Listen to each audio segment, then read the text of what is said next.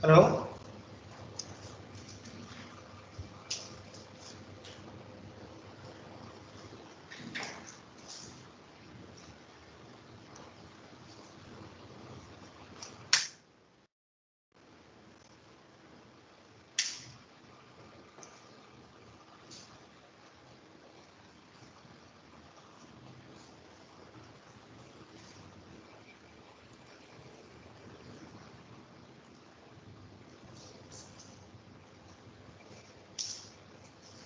Good morning, sir.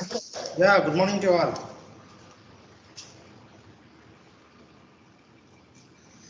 Okay, Good morning, so sir. morning. So any questions from previous class? Sir, Yeah. sir, you said in the sentence that clay particle and sand particles consist cementation properties, sir. But sir, while giving the while explaining the sand particle why it consists only interlocking properties, so you said, sir, sand particle does not have any cementation properties, sir. Yeah.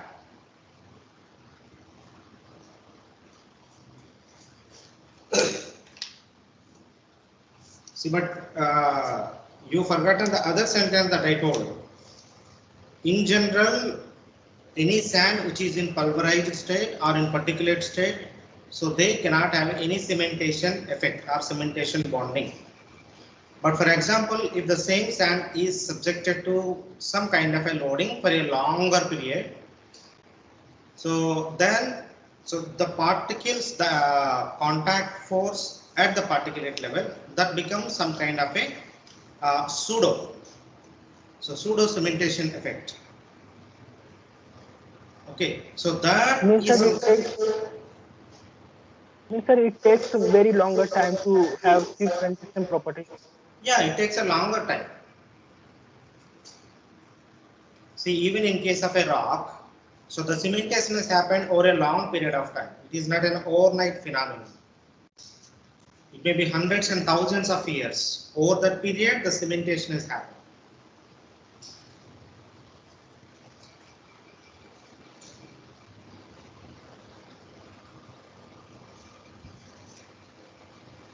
Is it all right?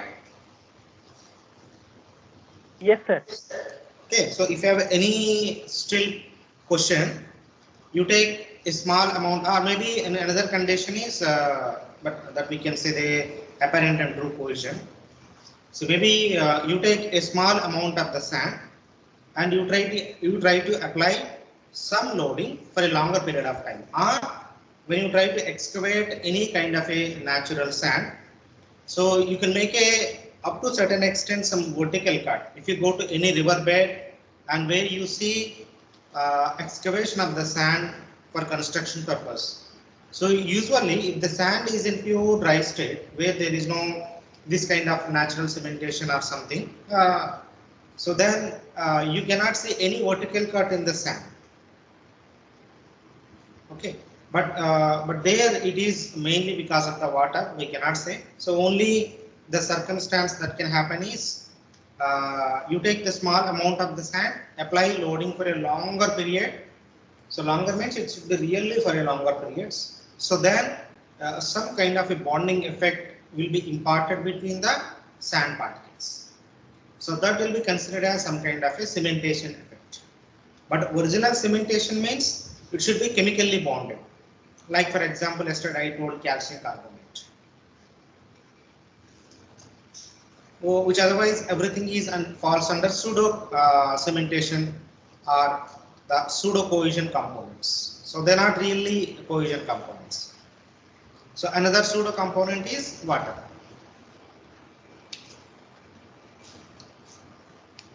Okay. So any other question?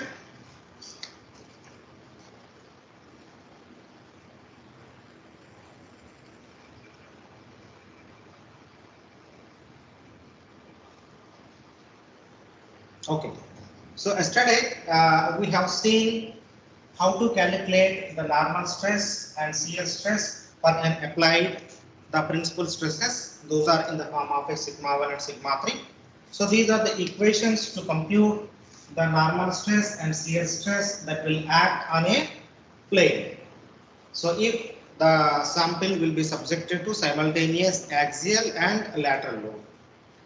While for the other simplicity, Mohar is the one person. So Mohar, so who tried to, so Mohar, he is the person who tried to convert these forms of equation so into or in the form of a circle. So these equations can be written in the form of a circle as, so tau square plus, so sigma minus, so sigma 1 plus sigma 3 divided by 2 whole square plus, sorry, equal to, so sigma 1 minus sigma 3 by 2 whole square. So this is the equation for a circle. So as you know, the equation of the circle is nothing but x square, so plus y square is equals to r square. So the term which is on the left side represents the radius of the circle, while tau square represents the x-axis, and sigma minus sigma 1 plus sigma 3 by 2, this represents the y-axis. So now, having understood this represents in the form of a circle, so once you got the values of the sigma 1 and sigma 3, the simplest procedure has been evaluated by the Mohar. So who tried to convert so these forms into the circle and try to determine in graphical way the normal and shear stresses. So based on this philosophy, so the remaining theory everybody knows. Suppose if you take your shear strength theory, the constitutive relationship between shear stress versus the normal stress. Shear stress versus normal stress. So this you have already dealt with it. So what we do is normally we take, if you know the only principal stresses, we directly identify the points on the normal stress axis. But sometimes a pure principal stresses will not be given, rather the axial and normal stresses along with the shear stresses will be given. So we will see both the cases. Now, you know, if you recall your knowledge, suppose if some value of the sigma 1 and some value of the sigma 3 has been given sigma 1 and sigma 3. So based on these 2 points, so treating the difference between sigma 1 and sigma 3 as the diameter of the circle, so we try to draw some kind of the circle. So this is called as a Mohar circle that everybody knows. So this is Mohar circle. So Mohar is the person who extensively worked on this the graphical philosophy of determining the normal stress and the shear stress. Now once you could able to develop or draw the Mohar circle, so again, so depending upon the type of the soil, suppose if it is pure clayey soil, only cohesion component exists, then depending upon your perception, you can draw only the horizontal tangent, or you can draw the tangent to it. So this is a tangent. So this is tangent to Mohar circle. Tangent to Mohar circle, where the intercept is called as the cohesion component, and the angle made by this tangent is called as the angle of internal friction. So angle of internal friction. While this tangent is also called as a Mohar-Coulomb failure envelope.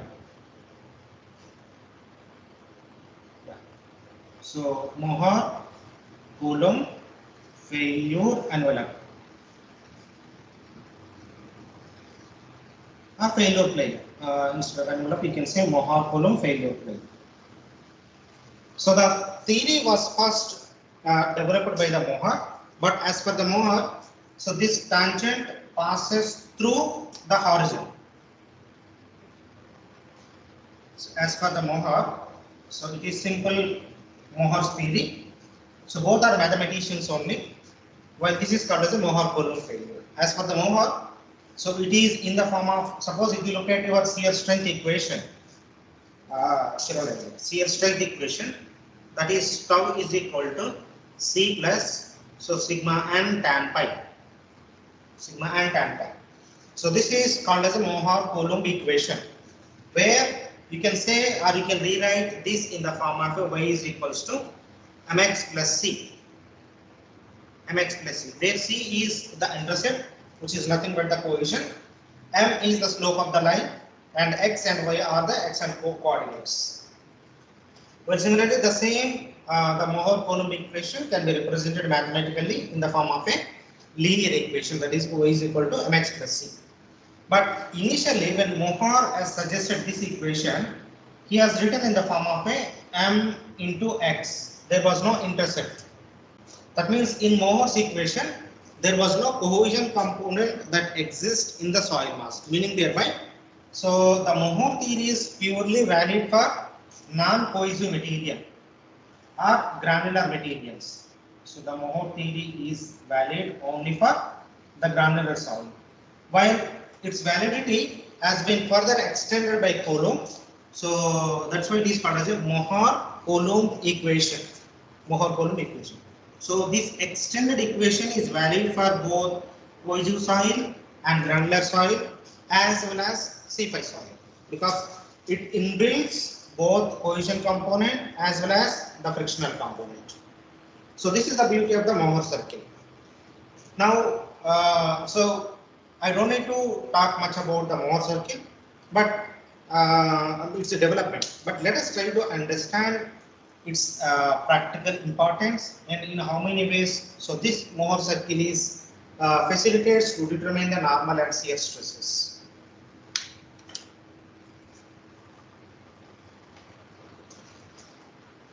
So first of all, another important thing that you need to understand is how do you correlate this Mohr circle with our practical scenarios. See, first, for example, what we do is, let us take any small element, say for example a natural ground. So this is the natural ground. So initially, so there was no load, or you take any small element at a depth object. So any small element at a depth object where you need to where you are asked to develop the Mohr circle for this small element. Mohr circle for this small element. So initially, either you can assume or it doesn't matter. So when I assume this one, so this is sigma v, so this is sigma c, and this is sigma v. So this element will be subjected to both axial load as well as the lateral confining pressure. Suppose if you are asked to draw the Mohr-Coulomb failure envelope for this small element, first you need to draw the constitutive relationship, that is tau versus sigma. Tau versus sigma. Now I know the sigma c value, I know sigma v value. Either you assume or if you know the value, you can assume either sigma v is greater than sigma c, which means it indicates the compression. If sigma v is greater than sigma c, so this indicates compression of the soil sample, while if sigma v is less than sigma c, then it indicates the tensile force in the soil.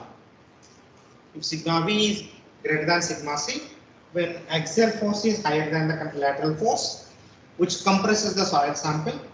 On the other hand, if axial force is lesser than the confined force, then so it imparts tensile force within the soil. So we can also say this is lateral confinement, axial confinement and the lateral confinement. But in the lateral confinement, the soil fails under tension. So while in the axial confinement, it fails under the compression. So if I know the values of the sigma v or sigma c, so I can draw the Mohr circle. Now I will take one initial condition where sigma v is equals to sigma c. Sigma v is equals to sigma c. So how the Mohr circle looks like for this condition? Point. It's a point. So for example, initial condition, so sigma v is equals to sigma c is equal to sigma v. So this is simple point. So it's not a Mohr circle, it is a simple point. Now if you take the natural condition where you found that sigma V is greater than sigma C, then it is simple circle. Say for example here, so this is sigma V1, just for distinction. So this is sigma V1, sigma V. Okay, now this is the initial condition of the ground. But when you try to construct any superstructure on the ground surface, for example, here I am assuming the construction of the embankment. And what is the consequence of construction of this embankment? What will happen to the Mohr circle? Shift towards Sigma V increases. Sigma V increases. So what I will do is in third case, so it is sigma V plus delta sigma. Alright? I am considering case of sigma V plus delta sigma. So there is an increase in load. So now how the Mohr circle looks like? Sir, it will start from sigma C and it will end with a delta sigma V plus yes sir. Okay, sigma V plus delta sigma 1. Alright? Now I have further increased the height of the embankment. So then what will happen? So sigma V plus delta sigma 2. So sigma V plus delta sigma 2.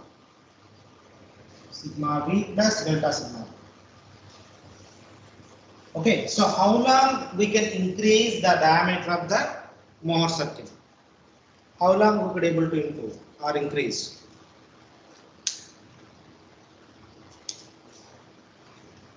Now, So up to it intersect with the Mohr failure envelope. Okay, up to, that means you need to know even before construction Mohr failure Coulomb envelope. Okay, so this is tau is equals to C plus sigma tan pi. Tau is equal to C plus sigma tan pi. So where the intercept is this one, okay, so that you leave it. So to bigger one. So let me bring it to very close.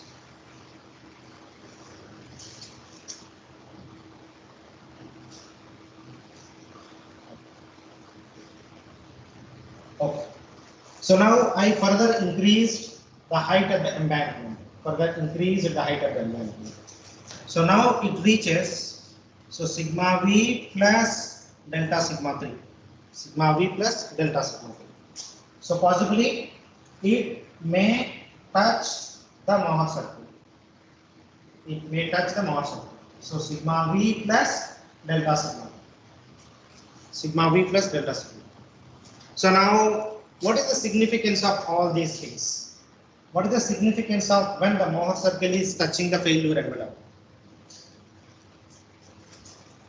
Say I am taking 1, 2 and another arbitrary circle.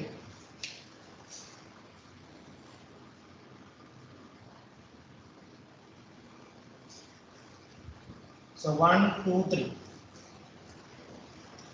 Okay. So now let us try to discuss what is the significance of each and every Mohr circle, or what is the practical implications of this one. The circle named 1 will be safe, 2 will fail, and 3 is impossible. So 1 is safe and stable. What is this safe? When you say safe or stable, what is that safe? Is the embankment is safe or is the foundation is safe? Foundation is safe. It will not fail in shear. Okay. Or we can understand that both are safe. Your foundation is safe and your embankment is safe. Your embankment is safe as long as your foundation is safe. Okay, embankment might not fail, or the foundation may fail before embankment fails, or the embankment might fail even before the foundation fails. Anything can happen, but here, if you ask very strongly, then represents this is to the foundation. The foundation is safe and stable, while the embankment may fail. So there may be a possibility. Now, what about the second case? What about Sir, the it case is 2? verge of failure. Okay. It is on the verge of failure. On the verge of failure. And what about third condition? The failed. Not possible. It is not possible because already at point number 2 the soil has failed. Okay, because here the shear stress has already reached the shear strength of the soil mass. So once it is reached, so there was a failure. So there was no possibility of existence of the point 3. Point 3 non-existent.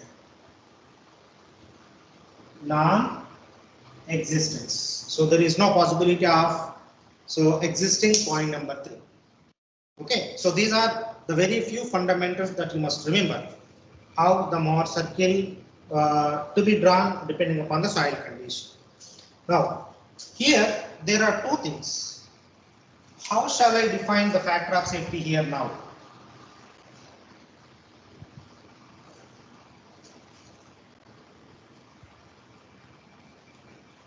How do you define the factor of safety?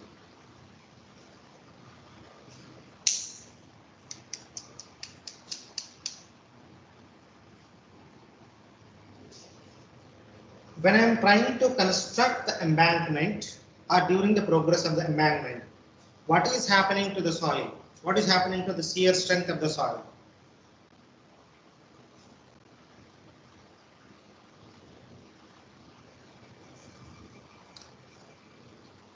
Sir, increasing. So shear strength increases. Normally, when you take any soil sample to the laboratory, so where we have done a lot of triaxial testing, and based on the triaxial test, we have developed already Mohr-Koolhof failure envelope. So this is normally represented as the shear strength or ultimate shear strength of a soil. Ultimate shear strength of a soil. Now, if you look at these different Mohr circles, as you are progressing the construction of the embankment, there is more and more shear stress is induced to the soil mass. So at circle number 1, small amount of the shear stress is induced to the soil. 2, so second circle, third circle, and fourth circle. Fourth circle. So until third circle, the shear stress induced is lesser than the shear strength of the soil. While at circle number 2, that is delta V, sigma V plus delta sigma 2, the applied shear stress reach that of the shear strength of the soil. That of the shear strength of the soil. So here we can say on the verge of the failure or the factor of safety is 1 because both are equals to 1. Now based on this concept, suppose if you look at any soil mechanics book, you always see the factor of safety is defined as shear stress divided by shear strength or vice versa. Shear strength divided by shear stress. So shear strength is the strength offered by the soil under the worst condition at failure. Shear stress is the stress offered by the soil against the load applied. So no soil can exhibit a shear strength or the strength which is behind the shear strength. So any value that is possible below is called as a shear stress. This is simple way of designating different parameters. So this is the reason. Now even if you look at this Mohr-Koolhof failure envelope or this number of Mohr circles, So the shear stress at the circle number 1 is lesser than the shear strength. So the factor of safety is greater than 1. So in this case, the factor of safety is greater than 1. While in the second case also, the shear stress did not reach to the shear strength of the soil. So therefore the factor of safety is still greater than 1.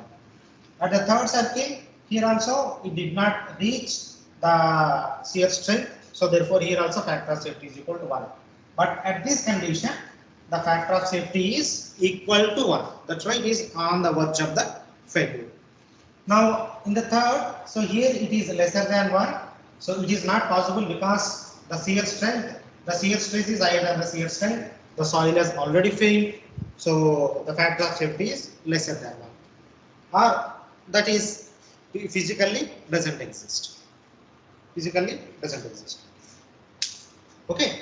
So this is how you need to construct the Mohr circle, and you need to determine or you need to understand how the shear stress is induced within the soil mass and how it is increased until the shear stress is accomplished to the state of the shear strength. So usually when you represent this Mohr-Coulomb failure envelope, that is tau, so that the shear strength is normally determined using this tau is equal to C plus sigma tan pi.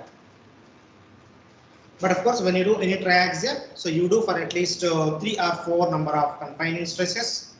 So maybe 50 or 100 or 150, or depending upon the realistic soil conditions at which the foundation is built.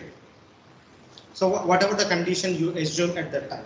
So depending upon the sigma 1, the normal stress and shear stress that is obtained for 3 different confining pressures, then you can able to draw 3 different Mohr circles and you draw a tangent connecting all the 3 Mohr circles. That tangent is called as a Mohr-Coulomb failure envelope, or so the equation for the shear strength.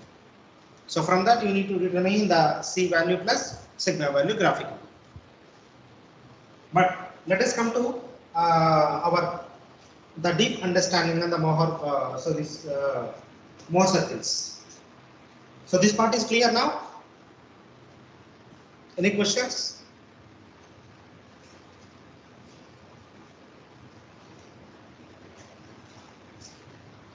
Any questions?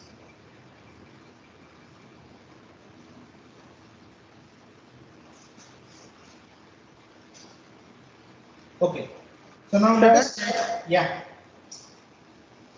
Sir, sir, we are considering for our investigation a small particles in the soil mass. So, sir, how can we decide for whole mass, sir? How can you decide for the whole mass? Suppose, sir, we have more than 1,000 hectares land, and we are considering small parts of the soil for our investigation and testing. So, sir, how we are identify these the properties of whole land? Since layer of the soil mass different with different distance, na sir?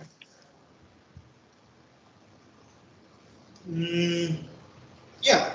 I did not get your question exactly. What you were talking about Sir, is. let me repeat that. Yeah. So suppose we have a 100-meter land. Yeah. In which we consider small parts of the soil sample. Okay. And we tested in a laboratory. Yeah. So I got your question now.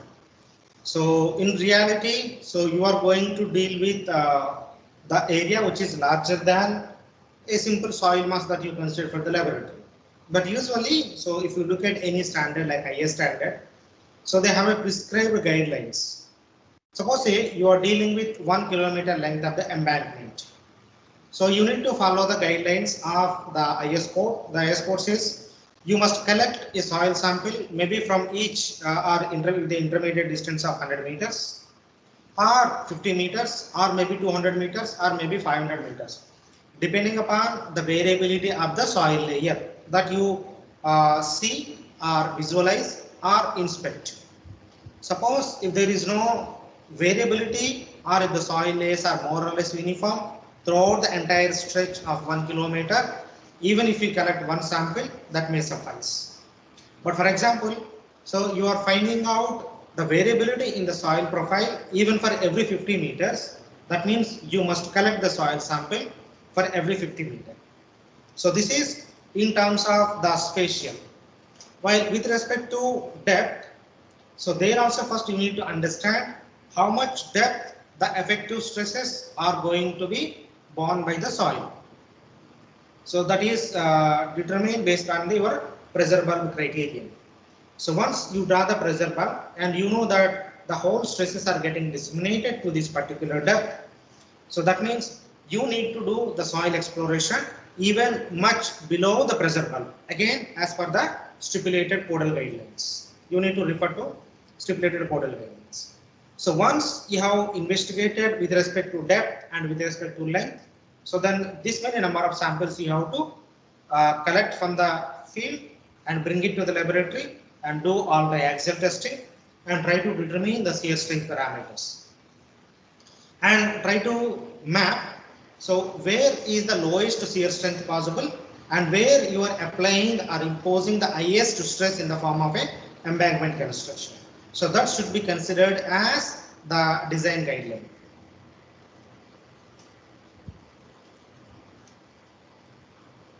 Got it? Yes, sir. Okay.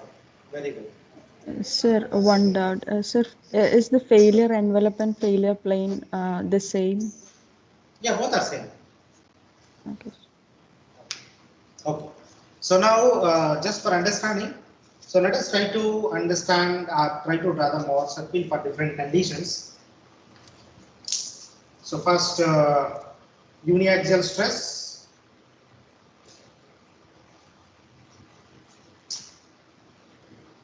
So first, just I will give you. So uniaxial stress. So there are two conditions: uniaxial compression and uniaxial tension. So compression. So here it can be simply written as simply drawn as. So this one. So this is sigma 3 and this is sigma 1. Sigma 3, sigma 1. So on the other hand,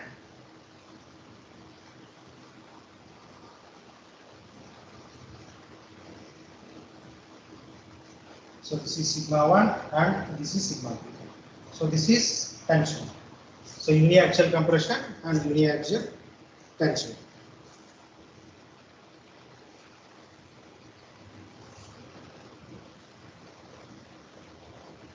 Next, biaxial stress.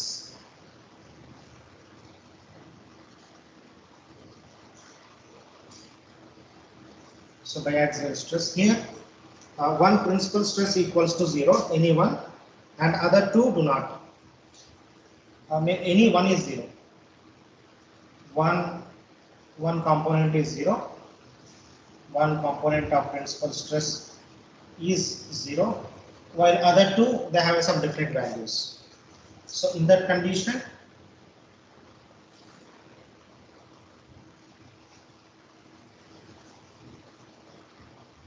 so maybe you can say sigma 3, sigma 2 and sigma 1. So this is uniaxial biaxial compression.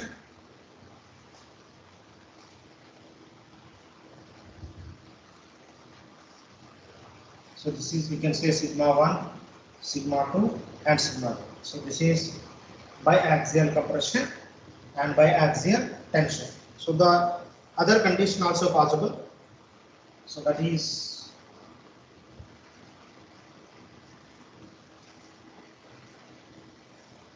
so one stress is 0. So maybe sigma 2 or sigma 3. Sorry, sigma 3. So this is sigma 2 and this is sigma 1. Sigma 1. Then next is so triaxial stress.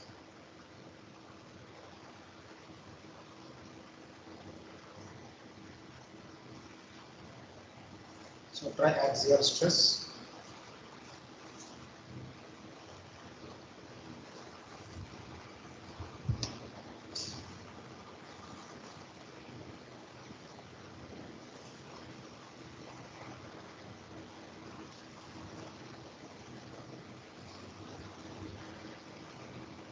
So this is sigma 1, sigma 2, and sigma 3. So all the three components are have some definite value.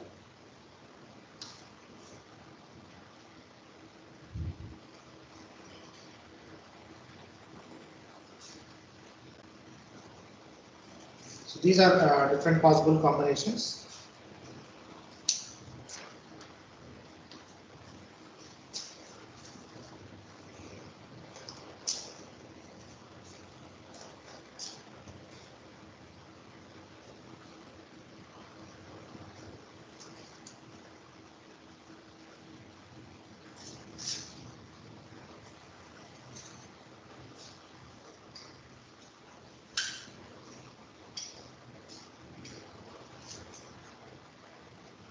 Okay, so two other things that you need to remember.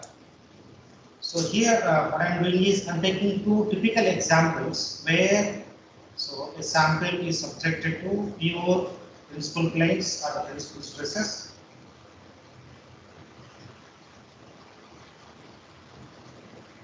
So this is sigma 1, sigma 1, sigma 3 and sigma 3. So in this case, so if you are asked to draw the Mohawk failure envelope, so it is fairly very simple. So this is sigma. So you can say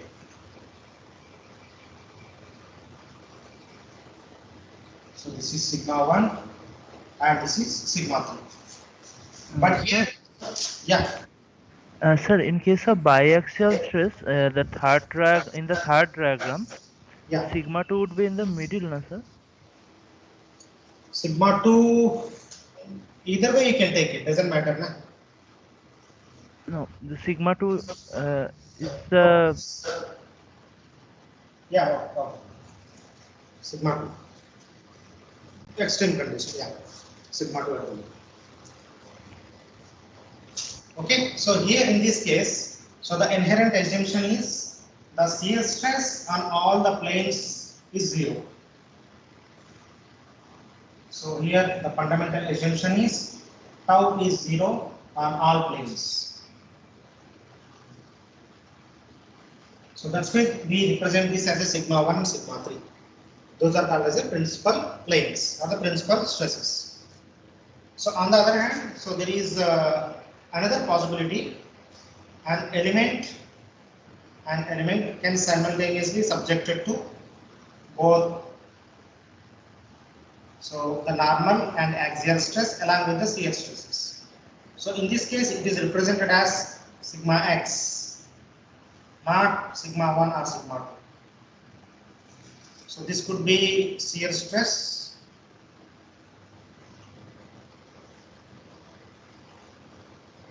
so this is tau 1 and tau 2 and tau 2. Okay, so here tau 1 is the shear stress acting so on the perpendicular to or on the plane of a sigma x stress. Similarly, the shear stress acting in the vertical plane is sigma 2. So here since we assumed the shear stresses acting on each and every plane is 0, it is straightforward. Because all sigma 1 and sigma 3 directly fall only on the x-axis. But in this case, since there exists the normal shear stress on the planes also, so in this case, how do you construct the shear stress? The Mohr circle?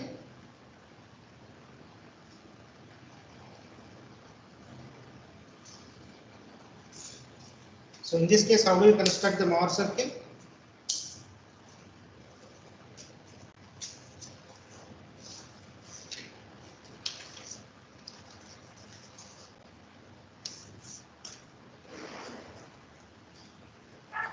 Sir, in this case, we consider the coordinate. We consider the coordinate. Okay. See, first of all, let us try to understand from the above diagram. So when I say the point on the x-axis, so if I represent in the form of a coordinates here, so here I can write sigma 1 as some value and tau is 0, na? Is it correct? Similarly, sigma 3 as non-zero and tau is 0. Okay, but on the circle, apart from the x-axis, if you take any point on the circle, so this represents sigma x and tau, or sigma or tau instead of the x and y. You can say the normal stress and the shear stress. If you take any point on the Mohr circle, except along the x-axis or the horizontal axis, remaining all points indicate the presence of both normal stress and shear stress on the soil element. While if it is above, it is a positive. If it is below, then it is negative. Now, just imagine in this case, where the shear stresses are acting on the horizontal and vertical plane, this condition represents somewhat this condition, where on the element both normal and shear stresses are acting simultaneously. Okay, so this is the condition you need to choose. So now I can take sigma x and tau 1 as one coordinate. Now here the shear stress is positive or negative?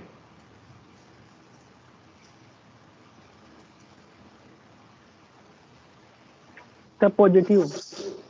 Positive. So then you can take one point somewhere here. So this is sigma x comma tau 1. Sigma x comma tau 1. What about the sigma y and tau 2?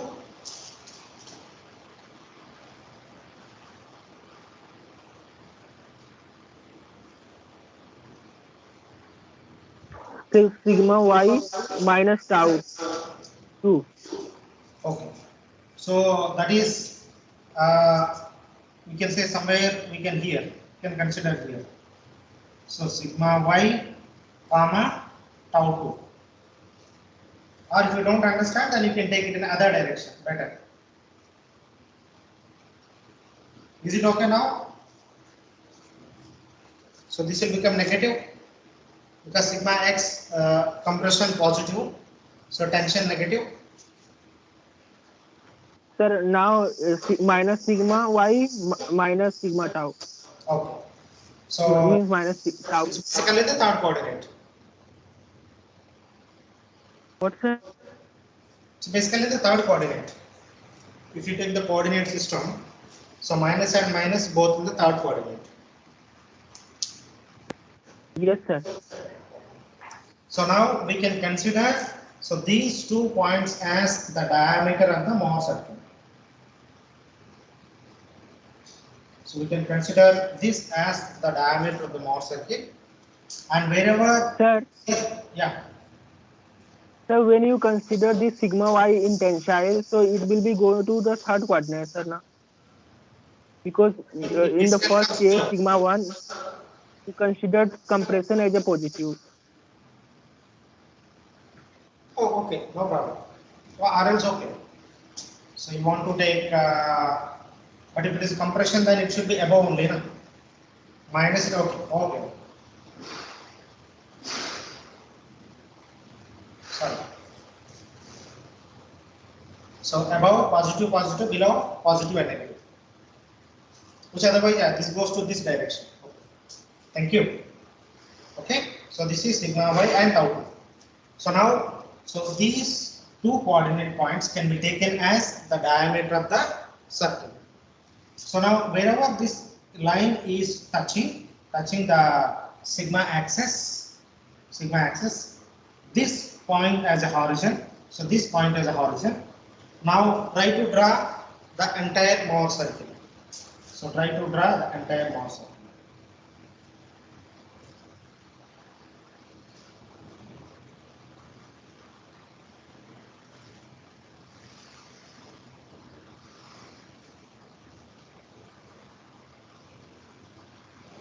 So draw the Mohr circle.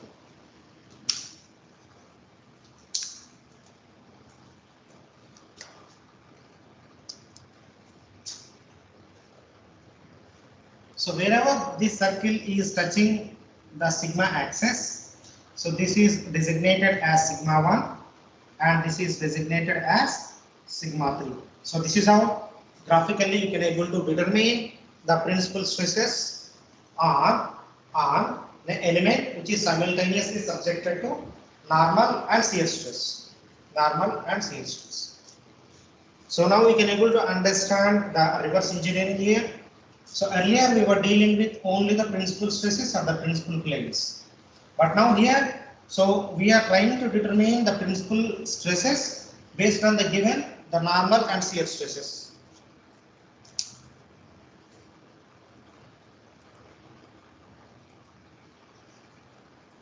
So if you have any question, please do not hesitate to ask me.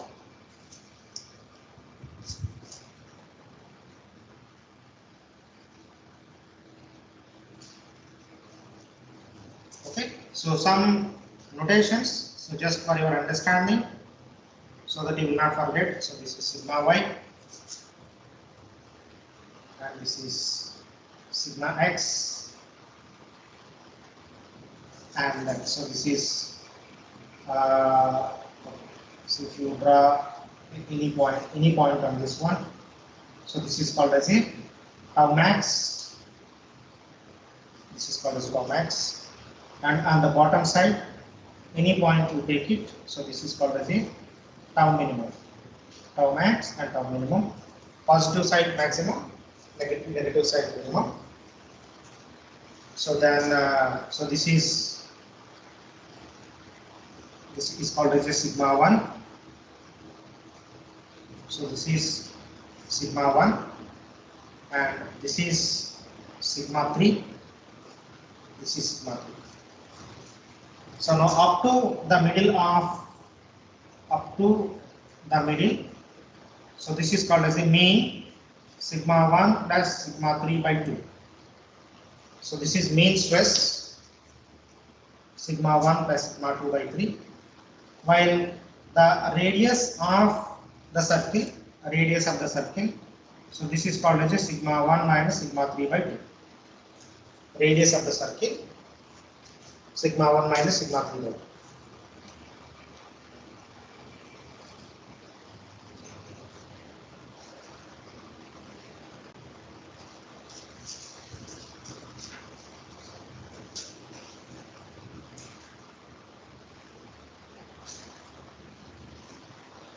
Sir, Yeah.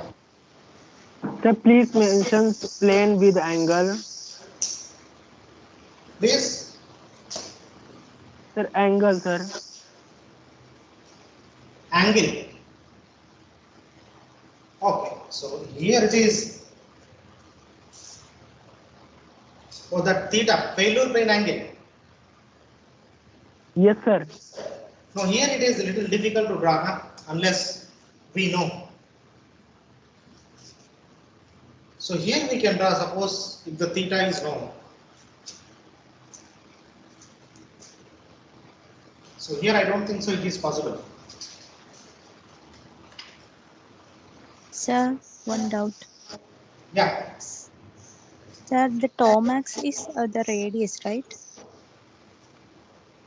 Yes. yeah, no, tau max cannot be a radius. So, how is this tau max and tau minimum marked? Can you please Huh. explain once more? See, maximum means sigma 1 minus sigma 3 by 2 can be taken as the tau max. But the tau max is also possible at different points. For example, if I take at this point, so here also it is tau max because behind this is not possible. Okay, here when I say tau max means only at this point all along this line only it is maximum. So not sigma 1 minus sigma 3 by 2. So just to avoid that confusion, I have drawn this. So all points along the circle inherently also represent the tau max.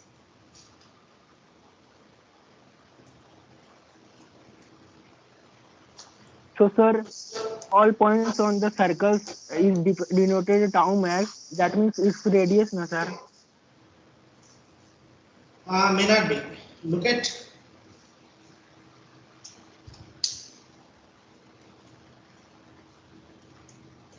if you take in that aspect, that's fine. But the way I have represented here, that will not.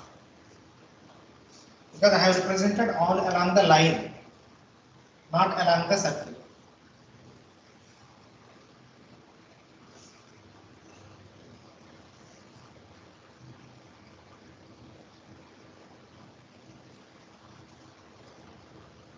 But sir, circle is made from this line, na sir. So we should consider everything on line, because more circles define means every uh, plane on the circle, sir, na? Sir, it may be from tau max is a vertical distance. It may be from sigma 1 to that coordinate point, sir. So coordinate points only, yeah. That is true. So, just imagine. So, suppose if you take this point, this indicates at this particular combination the soil sample phase. Similarly, suppose if you look at here, say for example you draw the tangent. So this is the point of contact. So here also we say it is tau max, but this represents your radius. So this is also tau max. So that is the radius. But there is another theory also. Suppose if you take the peak. So here we normally represent with sigma 1 minus sigma 3 by 2. But in fact, if you draw the in terms of the radius, so both will become same. Both will become same. But we never say this point is the tau max, because the sample has already failed even before the tau max, if you say in that sense.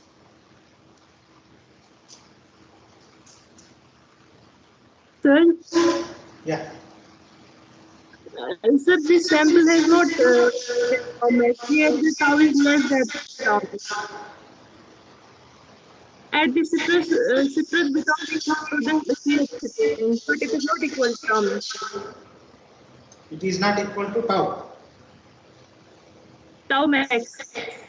Here. Yes, sir. Why? So we say in case of these types of soils where it has failed at the lesser citrus, shear stress than the tau max. But in case of the clay soil, there we get the failure envelope that is horizontal, and the failure occurs at the tau max. Okay. Okay. It's no issue. No issue.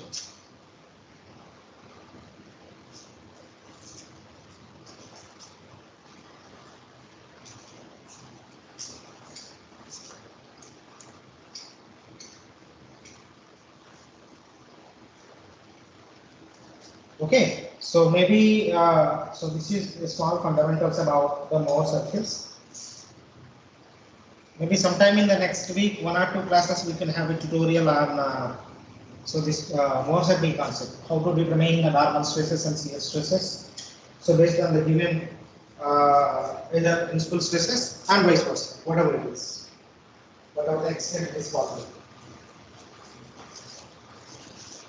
Okay, so if you have any examples, then I can give you small. Yeah. So I have a small one example.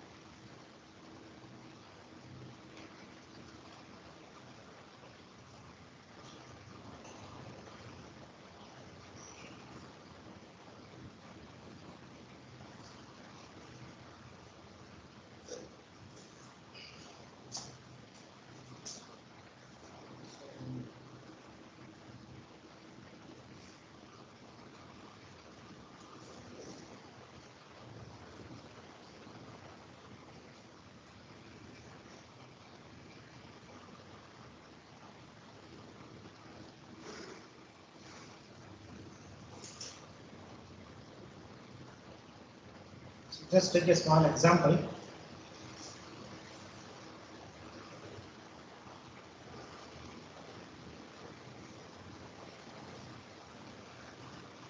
So this is 400, 400, 100, 100.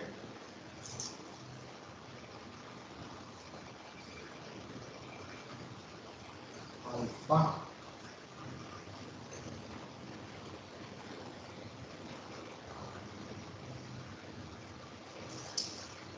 So what are stresses on planes inclined at alpha is equal to 45 and 60?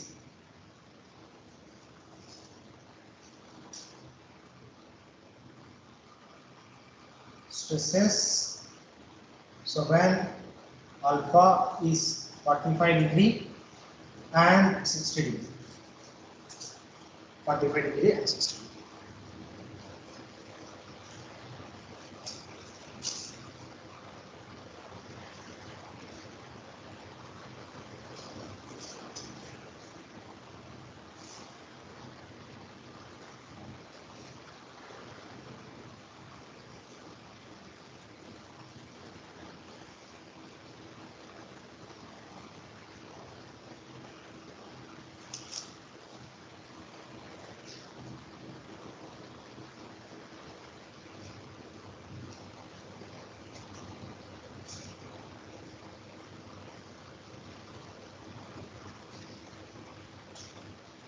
So please try it. So by drawing the Mohr circle, what are the sigma and tau when alpha is 45 and when alpha is 60?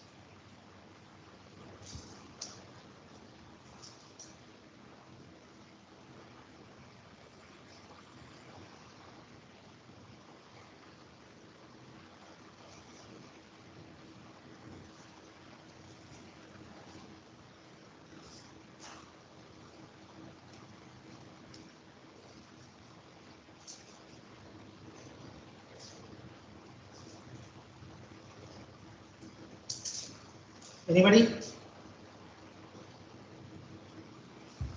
Sir, for 45, Yeah, for 45.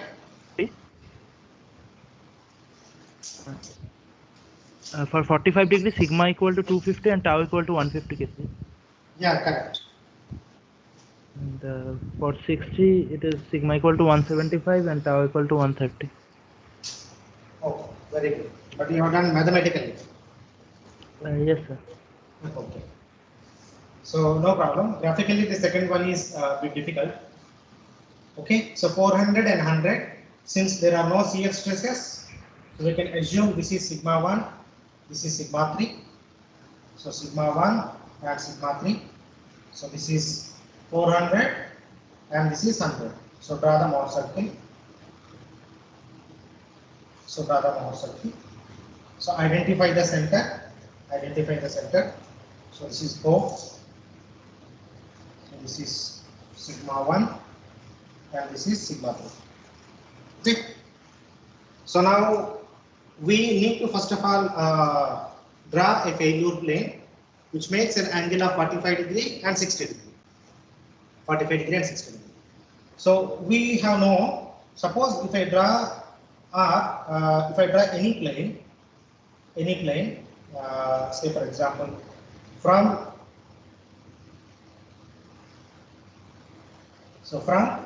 the outer surface of the circle, outer edge of the circle to the center. So this always represents approximately 2 theta. Approximately 2 theta. So while if you are asked to identify the failure plane, so this is always done with respect to the minor principal plane. So this minor principal plane point as a horizon. Try to draw a failure plane having an inclination of 45 degree. So here it is 45 means it touches at the center of the circle or apex point. So this is 45. Similarly, 60 means, so draw another line, another failure plane, so with an angle of 60. So usually, so this is failure plane.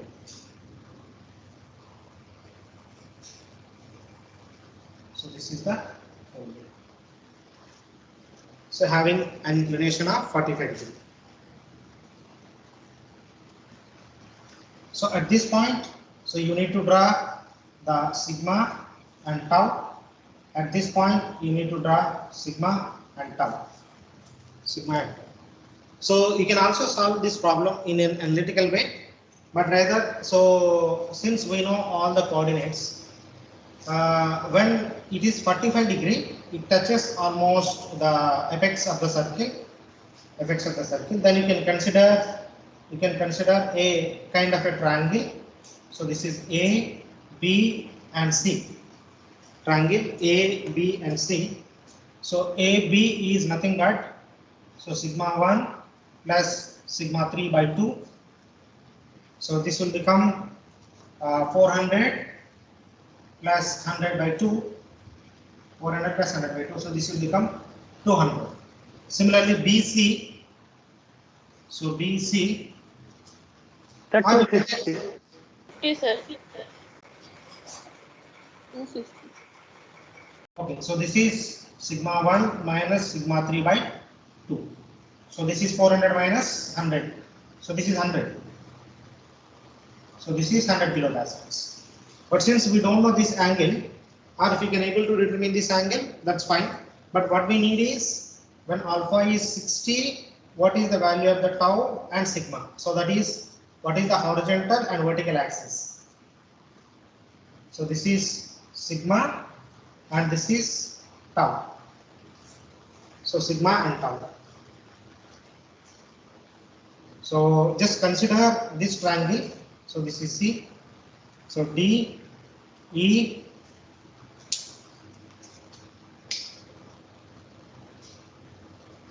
so this is F. So D, E, F. So can we able to, in a trigonometric, based on the trigonometric principle, sigma and tau? If it is a graphical, you are drawing the circle, straight away we can able to pick up the point. So there was no issue at all. Which otherwise you have to do in analytical way. So you can solve by analytical means, or so this is the another way. Yeah. Sir, alpha is made with minor plane or major plane? Minor plane.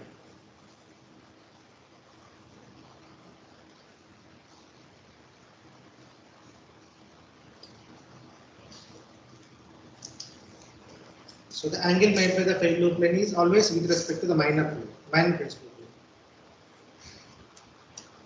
Okay, so you can use any of these mathematical concepts to determine the value of the coordinates of sigma and tau on the circle.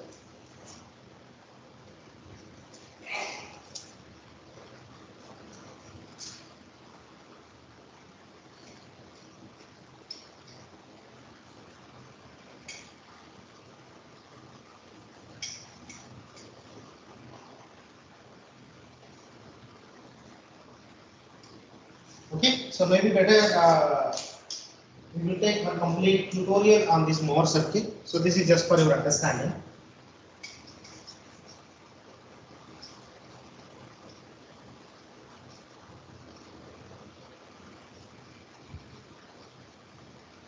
Okay, so now having understood about the Mohr circuit, so let me take you into the further shear strength concepts. So let us go and deeply understand the significance of sigma and tau or the shear strength. So what I'm doing is now I'm just taking a few examples of say the slope.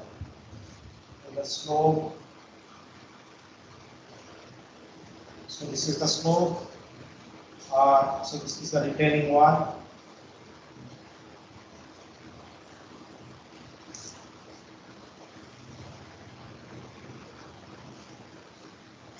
Slope or retaining wall.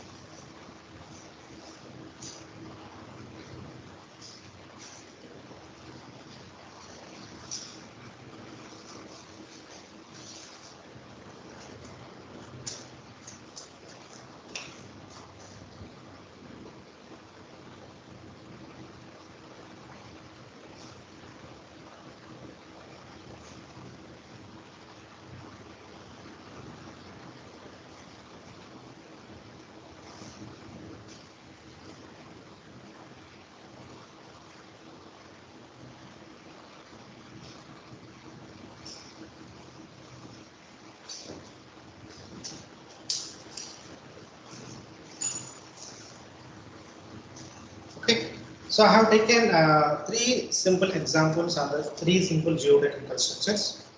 So the first one is importance of the shear strength in the slope stability analysis, importance of the shear strength in the retaining wall analysis, and importance of the shear strength in footings or foundation systems. Now suppose if you take the slope here, so this is the failure plane. So this is the failure plane.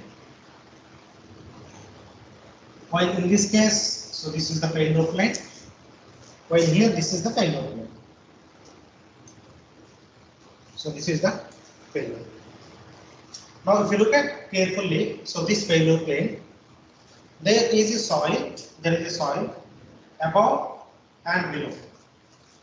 Above and below. Soil is there above and below. So the failure plane is developed. So all are within the soil mass only, but in a particular direction.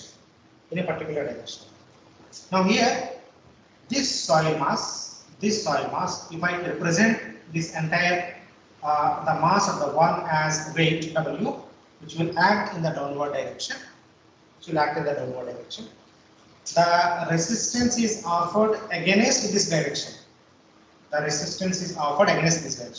This whole chunk of the mass, for example, if I represent with A, B, C, D, say E, so A, B, C, D, E mass will try to come downward or move in the downward direction because of the gravity. But at a particular plane, the soil is offering the resistance, which we normally call as a shear strength, offering the resistance for the movement of this chunk or the mass W against it. That's why the arrows are opposite to the movement of the mass or the weight W. The same case for retaining wall and for the footing as well. Now here also, suppose if you ask to determine the factor of safety, so I normally represent this as a tau, and will define the factor of safety as shear strength divided by weight of the soil mass. As long as your shear strength is higher than the weight of the soil mass, so this embankment is safe against the failure. Similarly here also. So this is the shear strength of the soil and this is the shear strength of the soil. So the factor of safety remains same for all the analysis. So this is the shear strength which is getting developed all along the failure plane. So if you take the retaining wall, So usually this is represented with the theta. So that is 45 plus 5 by 2. 45 plus 5 by 2, or we can say 45 plus or minus, depending upon the active case or the passive case. 45 plus 5 by 2. So even here also, the tau, which is a shear strength, should always be greater than the gravitational component of the soil mass, that is W. So this W imparts the shear stress on the soil mass. When this shear stress reaches to the shear strength of the soil, then the failure is imminent. The failure is imminent. Or we can say when tau is W, your factor of safety is 1. Suppose if you take Fs is unity, so tau is W, so your tau is equal to W. Shear strength is equals to shear stress. Shear strength is equals to shear stress. But the most important point is how to determine this shear strength of a soil. How to determine the shear strength of a soil. So if you refer to any of the soil mechanics book, so you can see a bunch of tests, which starting from your vane shear test, or direct shear test, or UCS test, or Raxel test, or ring shear test, whatever the test you take it. So all these tests are basically meant to determine the shear strength of a soil, which is a tau component here. But the biggest question comes is, which kind of a test shall be selected so that we are ensured maximum shear strength is offered or maximum shear strength is taken into account for the design purpose, which otherwise you may be underestimating the strength of the soil. Thereby you may over design or you may under design the geotechnical structure. So in order to avoid possible over design or under design of the geotechnical structure, that strongly depends upon what kind of the experiment that you are choosing, depending upon the failure. So without understanding anything, so people usually conduct all the Raxel test, but most of the time they confine to only the UU or CU or C. But if you look at the failure plane carefully, so what I'm doing is I'm taking 3 number of points on this failure plane.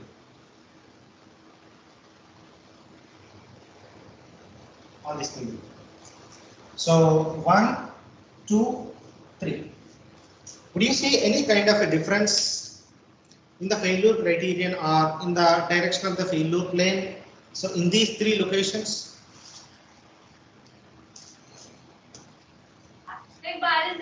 Sir, voice is not so good. Pardon me?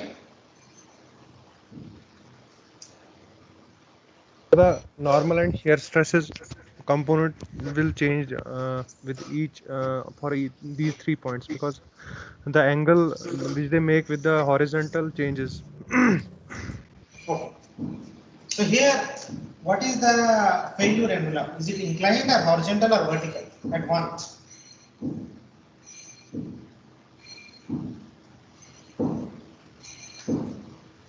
Inclined. Here it is inclined. And at position 2? Horizontal. Horizontal. Okay, so here it is, the direction of the failure plane is horizontal. While at 3, Vertical. here also inclined.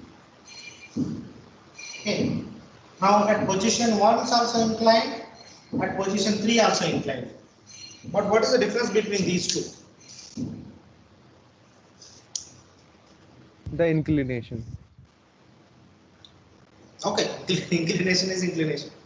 But apart from that, any other difference you'll be able to observe?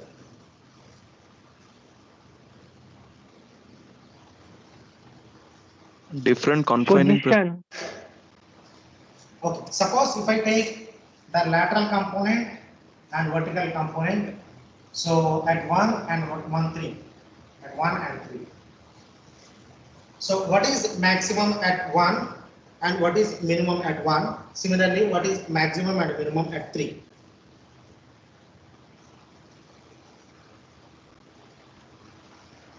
At 1, sigma 1 vertical is maximum, but horizontal is minimum. Here vertical is maximum, horizontal is minimum. And at 3,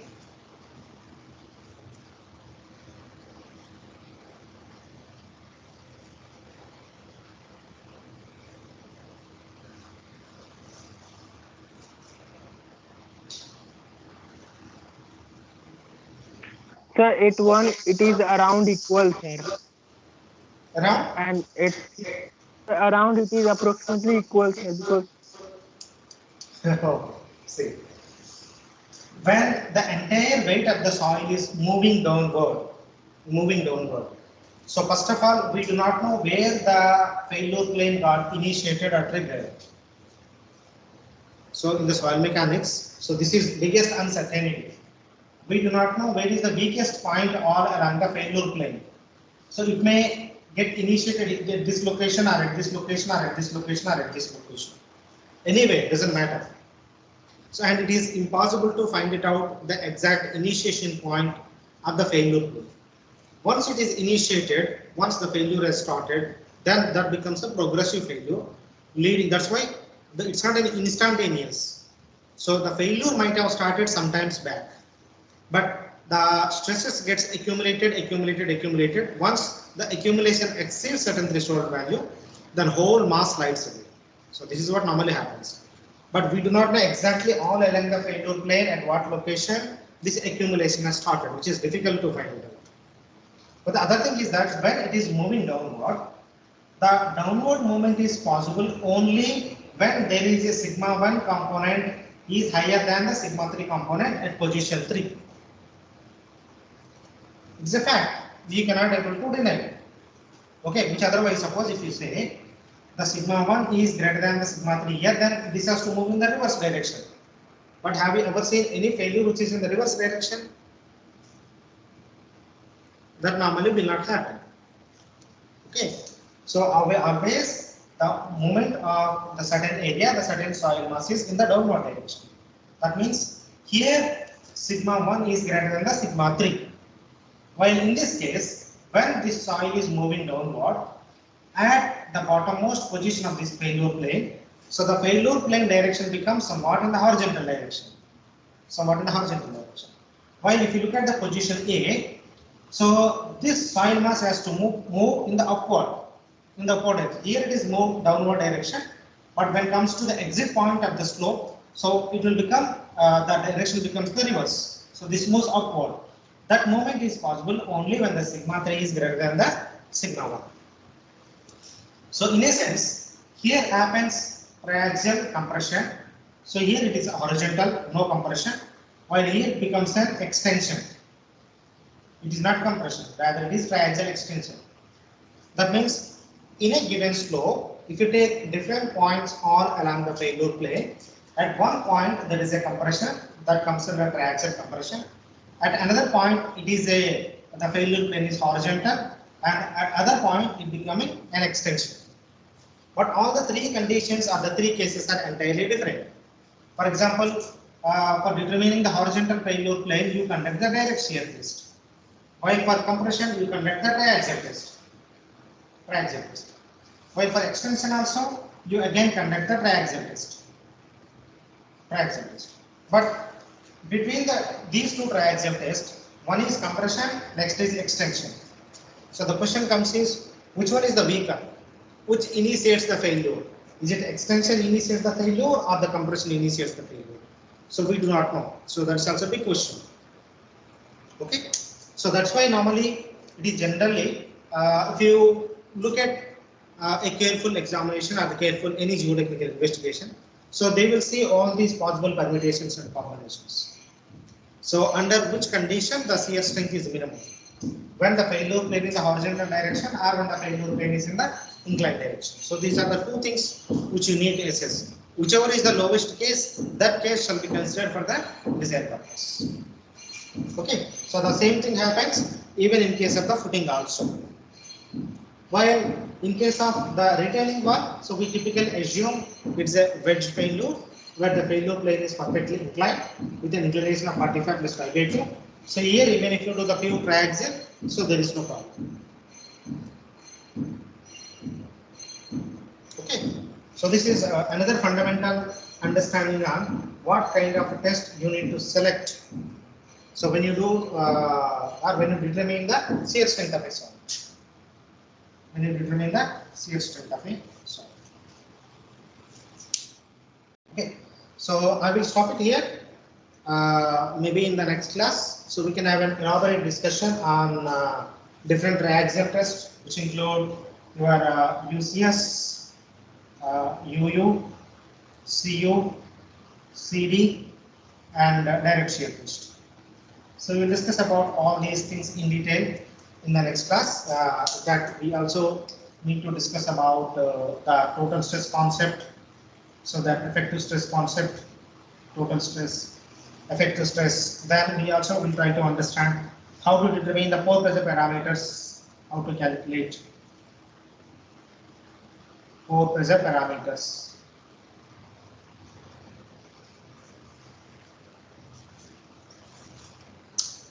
So this I will try to cover in the next class. So as of now, I will stop it here.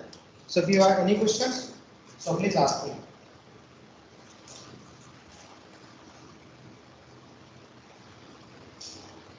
Sir, one thing, sir. Hello. Yeah. Soil is usually weak in tension, na sir. So in case of comparison between compression, where compression and tension, can we not assume that the tensile failure will be prevalent? No. If you are considering the tension failure, then why you want to read about the shear strength theory? So in fact, every material in the nature fails under shearing condition only. No material fails under compression or tension. Compression and tension are only the kind of a loading.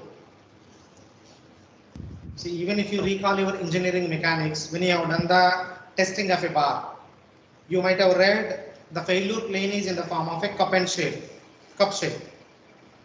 So cup shape means, but it's not perfect cup. There is some inclination. So whenever any failure plane is inclined, which obviously indicates it failed under shearing condition. So it is immaterial whether you apply the pure compressive strength or pure compressive strength or compressive load or pure tensile load. Ultimately, the material fails under shearing condition. Okay, thank you. In fact, you can also see some kind of when you are doing a testing of the concrete cubes. Yes, so it is in the plane is inclined. Yeah, most of the time the plane is inclined. So that inclination indicates shear failure. Yes. But the condition is, see, when you use the concrete in the structure, so the compressive loads are predominant. While in the shear, in case of the soil, as I told, we need to catch hold of the shear because in real life condition, so it is subjected to the axial load as well as the lateral load. Suppose say this is the natural ground. If you take any element, the overburden is in the form of a axial load. Overburden is the axial load. But this element is surrounded by the soil. That soil force is represented in the form of the confining pressure. Just imagine, you cannot able to do anything with the confining pressure. You cannot say that I will dig out the soil mass so that my confining pressure becomes 0. So then that typically represents the UCS. Okay, but normally we always put our foundation system below the soil, where even after excavation also we again refill. So the moment you refill, the confining pressure comes into the picture, becomes alive. Now only thing what we do is, when we are building any superstructure, apart from the gamma z, you are also imposing the additional stress in the form of a delta sigma. You are increasing the load of the superstructure until such a combination, under the combination of delta sigma plus sigma c, a failure plane develops.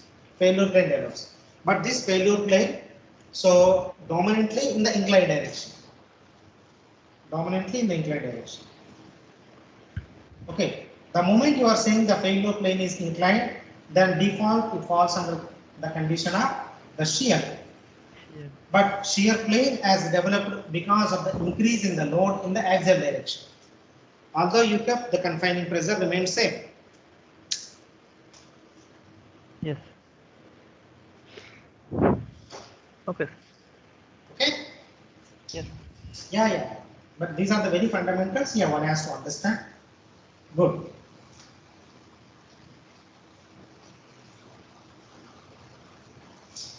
Any other question?